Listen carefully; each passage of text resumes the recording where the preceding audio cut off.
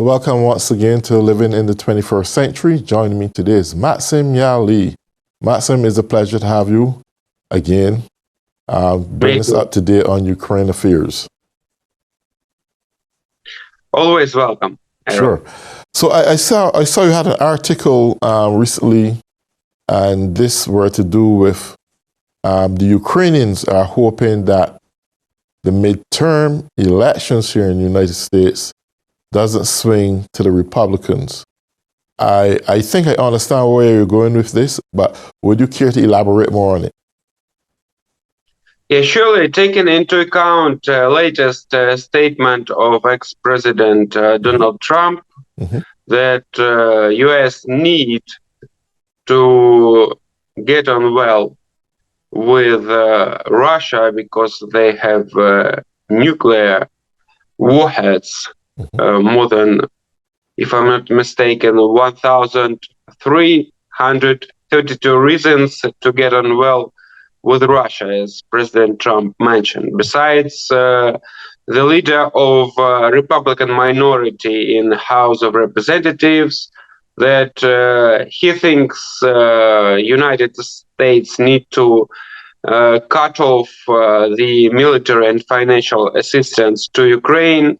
Not talking about such like host of Fox News. I'm following how Fox News and other Republican sources view the situation in Ukraine, and especially the attitude to the Russian-Ukrainian war. Of course, these statements are pretty disturbing and do concern Ukrainians, because, of course, we are afraid that if Republicans win midterms, gain the majority, at least in the Senate, which is more important than even House of Representatives, of course, we are afraid that the assistance to Ukraine will be less. Especially it concerns military assistance, especially taking into account that during last almost 2 months, we have serious successes on the battlefield in Kharkiv and Kherson region, and now especially the battle for Kherson. It's the only regional center which Russians managed to occupy during 8 months of full-fledged invasion to Ukraine. Of course, it sounds pretty disturbing to us. And of course, now we need this assistance as never. Because, of course, without US support, such like MLRS, HIMARS, artillery systems, we wouldn't have reached such good results.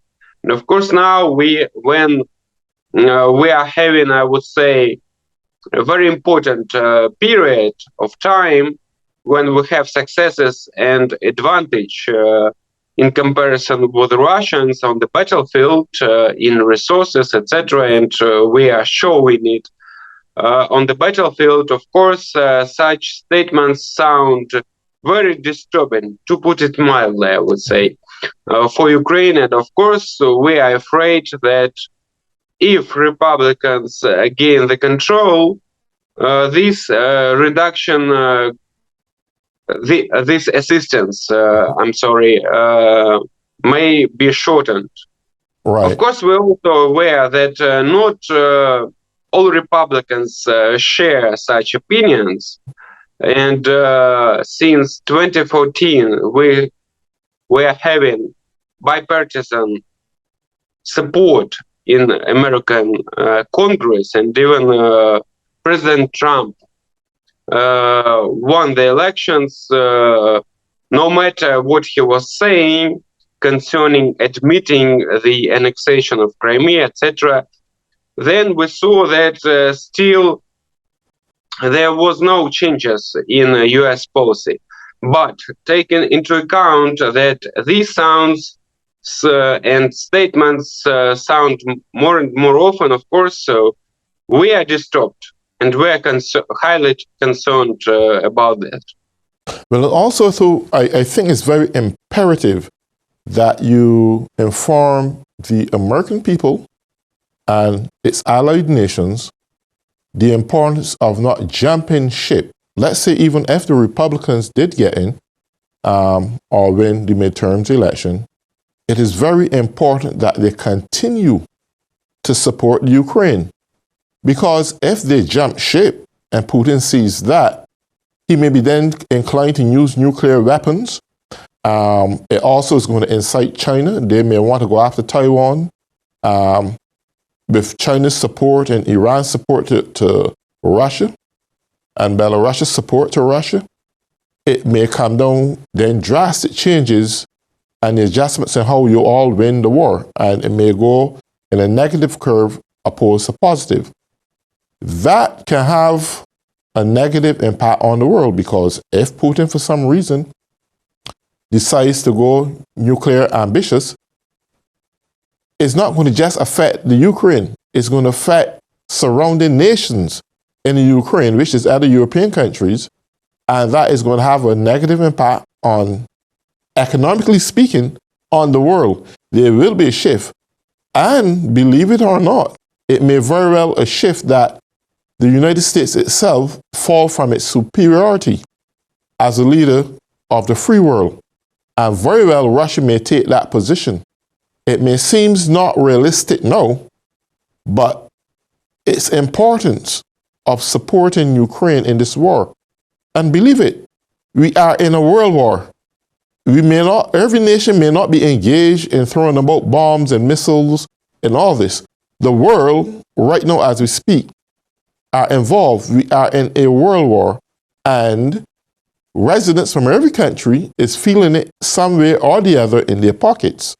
So I think it's vitally important too that if you can emphasize on the fact right now, the importance of the American people making sure that everything remains the way it is, I think this is a good moment for you to share that. Thanks, Errol. You are absolutely right. Because this war, it's not about local conflict, local war. I mean, between Russia and Ukraine. It's a war between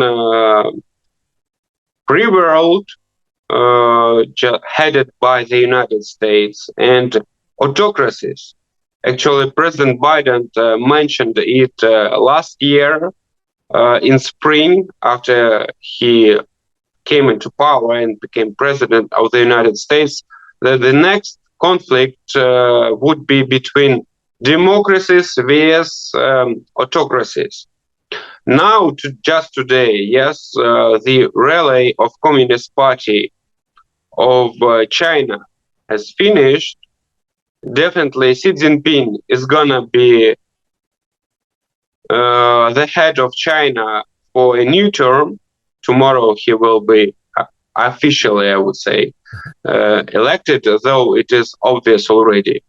Definitely that China supports Russia, at least on diplomatic level. So far, thanks to United States and negotiations held between US and China advisors, national security advisors, etc. So far, China doesn't help financially and military to Russia. But of course, everybody, the whole world watches on Ukraine. And if Russia wins, of course, it will be defeat not only of Ukraine, but of the whole free world in general. Of course, then some states with autocratic regime would understand and would consider it as a victory. And it will be, for example, the end of non-proliferation, nuclear non-proliferation regime as well.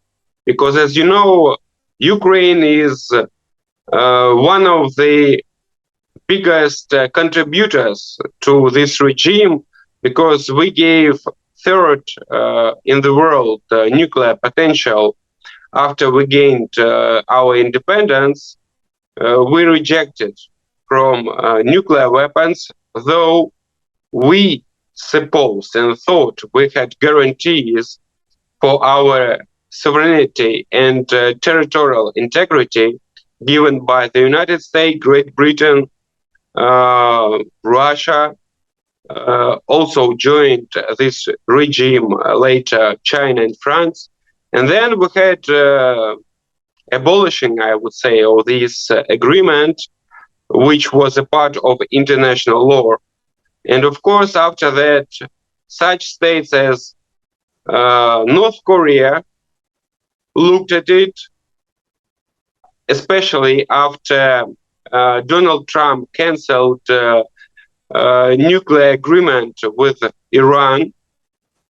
And they realized that if they get rid of nuclear weapons, they would lose their independence first.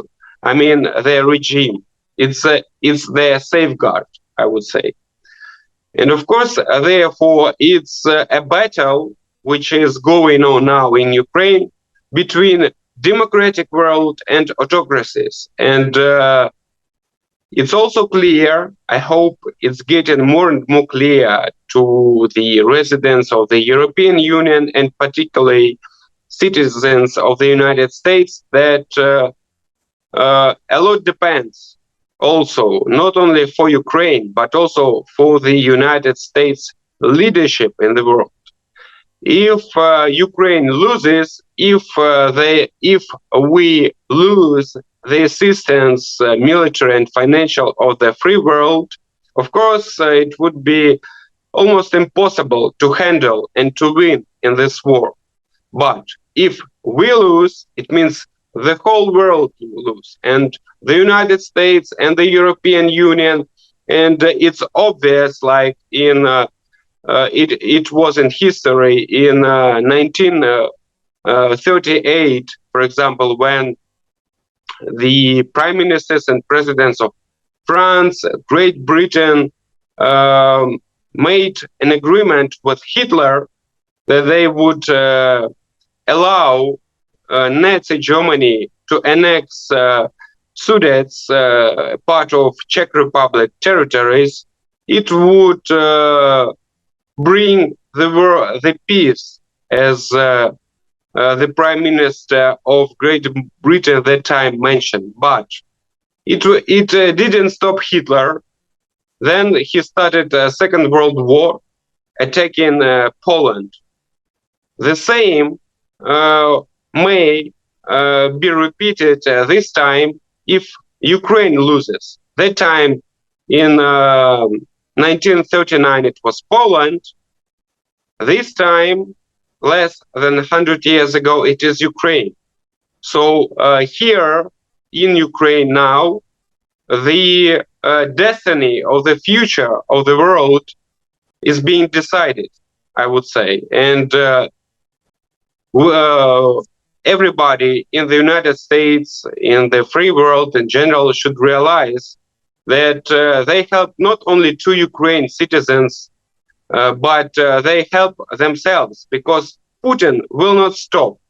And China also is one of the biggest challenges if we look to the recent national security strategy published just this week in the United States. It's the biggest challenge to the United States supremacy and hegemony in the world. And of course, China, Russia, Iran would consider the defeat of Ukraine also as a defeat of the United States. That's pretty clear already, and that's, I suppose, and I hope, American citizens also starting to understand. Great. One thing I want to ask, now, no one can get in the mind of Putin, right? The facts are clear. Ukraine is winning. You are recovering a lot of your territory that they once held. Now, it's a known fact to the world that Putin becomes desperate. He is desperate. He's losing a lot of his soldiers on the field who are not getting killed, is turning themselves in. They are retreating. He wants to recruit hundreds of thousands in Russia. They are fleeing the country. So he has turmoil now in his country. He's trying to sugarcoat it, but it's not reality. And he's desperate. He's calling on Iran buying their drones to attack Ukraine. He's in a desperate position. My concern is when someone becomes desperate and that desperate, what do you think would be his next move? And should he go to that level, what would you want to say to the United States of America? Now, I know that President Biden said that should he go nuclear, that things are going to be totally different. That's going to change the whole trajectory of the war. Do you think that Putin would bluff when he's using nuclear threats, or he would actually proceed to go nuclear? Well, I don't think he's bluffing completely. Mm-hmm. And he undermined it in his latest statements before he made a decision to annex new territories of Ukraine. So definitely the risks of using of nukes by Russia raised significantly since then. I mean, since last month, less even after they annexed new territories. And he is now threatening to the rest of the world because, if he uses nukes, the damage it will cause not only to Ukraine, but also to Europe and some of the states and prime ministers and authorities mentioned that they would consider it as an attack not only on Ukraine, but also as on NATO in general.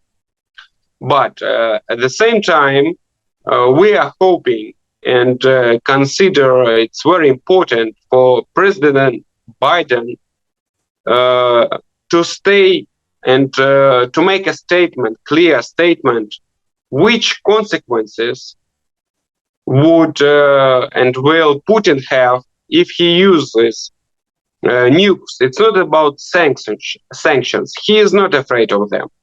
So, of course, what we are waiting in Ukraine to clear statements that if Putin uses nukes, then there will be a strike back.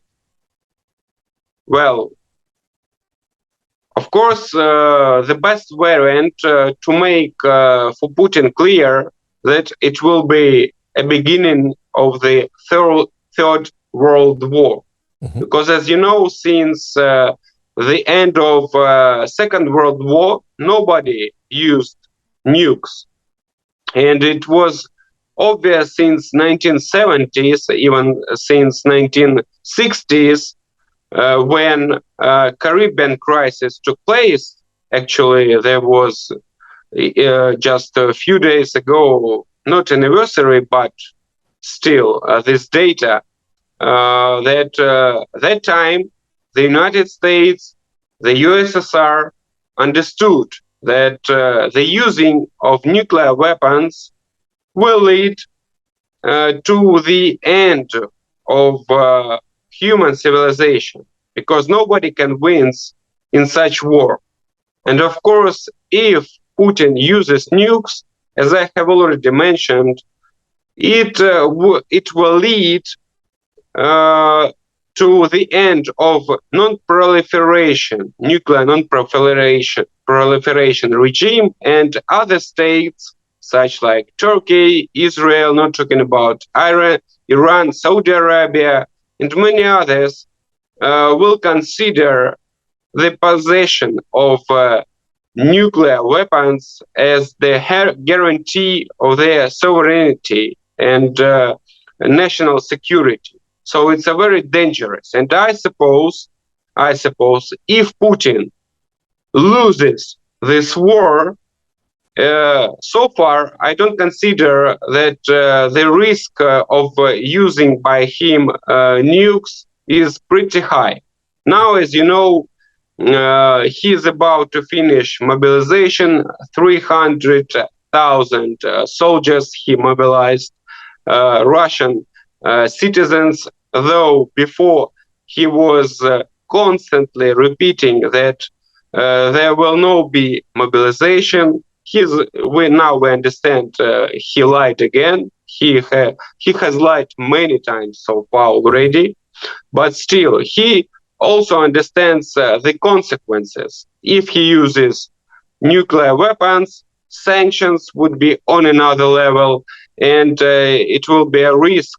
But still, what we are waiting for and hoping for is concrete statements how these consequences, how serious they will be for Putin's regime. Not only financial sanctions, he is not afraid of it, but also military answers. That's the most important. Yes. With long-term missiles at this point, now, he's very low on depletion with his artillery and weaponry, etc. Do you think that it should be wise at this juncture that the United States and its allied forces, allies, issue Ukraine with long-range missiles? Do you think that may be the better way to go? You think? Well, actually, you are absolutely right. That's what we're waiting for.